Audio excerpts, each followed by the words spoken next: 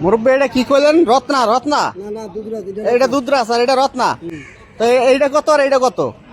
70 এটা হলো 50 এটা 70 আর এটা 50। ভিডিও করেন হ্যাঁ হ্যাঁ হ্যাঁ। করেন করেন না না, আপনার গুলশানের ভিতরে যে 50 টাকায় কাঁঠাল এই আম পাওয়া যায় সেটা তো মানুষের দেখাইতে হবে, তাই না? হ্যাঁ ঠিক একমাত্র আপনি একমাত্র ব্যক্তি যে গুলশানে 50 টাকা কেজি আম বেচেন।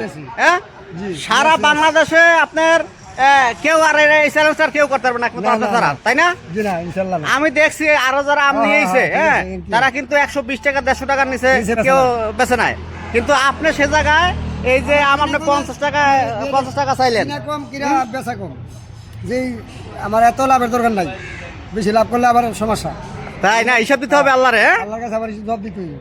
আচ্ছা আচ্ছা, তাই? বাহ, কথা খুব ভালো লাগলো যে কারণ বেশি লাভ টাকা করলে থাকলেই মানুষ- বেশি হিসাব নাকি? মানুষের যদি মাইরা আবার বেশি করি জুলুম করি, হ্যাঁ। এই জুলুমের হিসাব একদিন দিতে হইব।